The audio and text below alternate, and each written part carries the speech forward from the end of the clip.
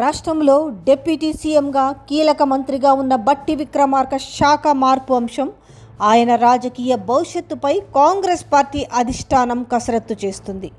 ప్రస్తుతం ఆయన వద్ద ఉన్న ఆర్థిక శాఖను తప్పించడం ఖాయమనే సంకేతాల నడుమ తెర వెనుక తీవ్రమైన చర్చలు మల్లగుల్లాలు నడుస్తున్నాయి.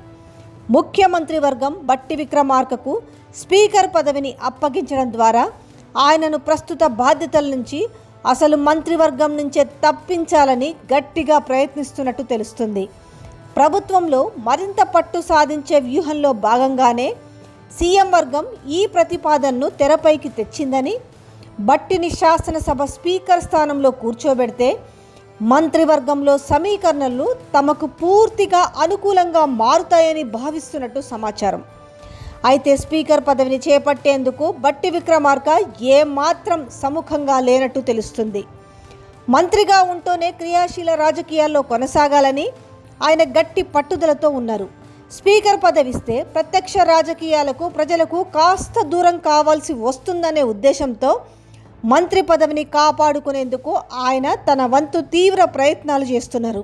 బట్టి విక్రమార్కను పూర్తిగా క్యాబినెట్ నుంచి తప్పించి తన వర్గంగా గుర్తింపు ఉన్న ఇద్దరు నేతలను చొప్పించడానికి ముఖ్య నేత వ్యూహరచన చేస్తున్నట్టు తెలిసింది. ఈ ప్లాన్లో భాగంగా తనకు సన్నిహితుడుగా ఉన్న ప్రస్తుత స్పీకర్ గడ్డం ప్రసాద్ కుమార్ను క్యాబినెట్లోకి తీసుకోవాలని ప్రతిపాదించినట్టు సమాచారం. గడ్డం ప్రసాద్ను మంత్రివర్గంలోకి తీసుకుంటే ఆయన బట్టి స్థానాన్ని భర్తీ చేస్తారని, తద్వారా మాల సామాజిక వర్గం నుంచి వచ్చే వ్యతిరేకతను అధిగమించవచ్చునట్టు భావిస్తున్నట్టు తెలుస్తుంది. ఇప్పటి వరకు క్యాబినెట్లో ప్రాతినిధ్యం లేని రంగారెడ్డి జిల్లాకు కూడా స్థానం కల్పించినట్టు అవుతుందని ముఖ్య నేత యోచిస్తున్నారట. రంగారెడ్డి జిల్లాలో రెడ్డి సామాజిక వర్గంతో నింపాల్సిన బెర్తును మాల సామాజిక వర్గం నేత గడ్డం ప్రసాద్తో నింపుతున్నారు కాబట్టి ఆ కోటాను ఉపయోగించుకొని తనకు అత్యంత ఆప్తుడైన బోధన్ ఎమ్మెల్యే మాజీ మంత్రి పి సుదర్శన్ రెడ్డికి సునాయాసంగా క్యాబినెట్ బర్త్ ఇవ్వొచ్చని ముఖ్యమంత్రి భావిస్తున్నట్టు టాక్.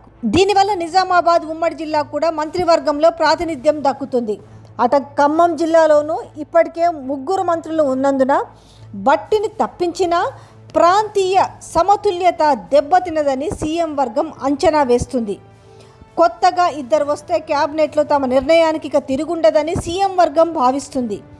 ఎలాంటి నిర్ణయం తీసుకున్నా చెల్లుబాటు అవుతుందని, తమకు ఎదురు చెప్పేవారే క్యాబినెట్లో ఉండరనే ధీమాతో ఉన్నది. పరిస్థితిని గమనించి బట్టి గత్యంతరం లేని పరిస్థితుల్లో ఆర్థిక శాఖను వదులుకునేందుకు సిద్ధమైనట్టు తెలుస్తుంది.